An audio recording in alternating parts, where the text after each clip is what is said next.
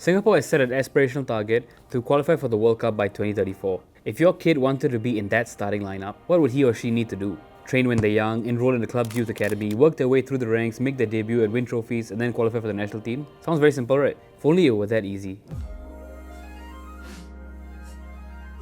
First of all, Singapore lacks a proper development pipeline. It's as simple as that. And because of that, there's a lack of investment in the grassroots level football and a lack of proper qualified coaches at the youth level. As a result, many young players don't have access to top-notch coaching and training facilities. This makes it much more difficult for them to develop the skills and knowledge necessary to progress to the professional level, which then results in a lack of quality players in the Singapore Premier League and a poorer quality of the national team. The SPL is also not as competitive as leagues overseas, even within the region. To put things into perspective, Singapore has won the AFF Championship a grand total of 4 times, and we've only qualified for the Asian Cup once.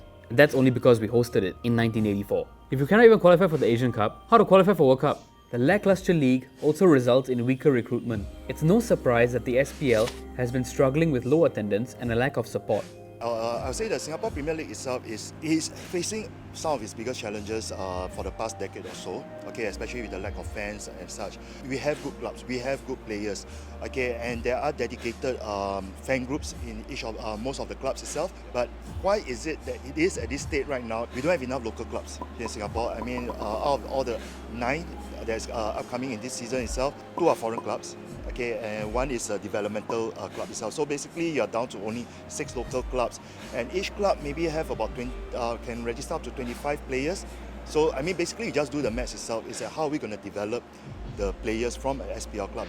One of the biggest problems is that the people who are in charge in FAS, they are not really football people. That's what I feel. I feel that most of them are just treating it as like a corporate role. They don't really relate to players, and they don't really understand what the players really need. But I feel that at least they have to be someone who understands football. The problem then repeats again and again because it makes it much more difficult for young players to make a career in football, which then discourages them from pursuing the sport altogether. Which leads to my next point. We really don't see football as a viable career option. I mean, really, touch your heart and ask yourself, if your kid told you that he wanted to be a footballer, how would you feel? So for the national team, if let's say like now I'm drawing a salary with my club now, if I'm called up to the national team for example the next window, for example we call up for a week that we train with the national team for a week, we just get an allowance per day. There's no separate salary paid by FAS if you call up to the national team. It's just more of an allowance like per trainings. In Singapore, the only avenue for professional football would be the Singapore Premier League. But Mothership understands that the average starting salary of a footballer in Singapore is $1,500. As a result, most of our professional players usually have another full-time career that earns them their bucks. It's hard to attract and retain talent, especially if they don't see it as a viable career. To attract talents, you need parents and you need people to believe that this can be a viable career. I've seen many friends that dropped out of the whole system because they know that there's no job security, it's always just 1-year contracts, and the pay is just like any other job. If the pay is just like any other job and you don't get any job security, why do you want to continue in this if you know that next year you might not get a contract suddenly? There's another problem that comes up quite often. A coach is important because they provide vision and guidance to the team. Singapore has had 7 different coaches in the last 10 years. We're not saying that the previous coaches were bad or anything, but without a consistent leader, it's very hard to bring a whole team together to train under one shared vision. Well, firstly, I think coaches should be sent overseas for a number of years perhaps, for attachment, to learn the ropes. Not say they are not coaches, but they only have been through a course and then maybe they would have handled or played in the S League. That is not good enough. They should go to Europe. I mean, even if you have coached in Indonesia or Malaysia, that is still not very high.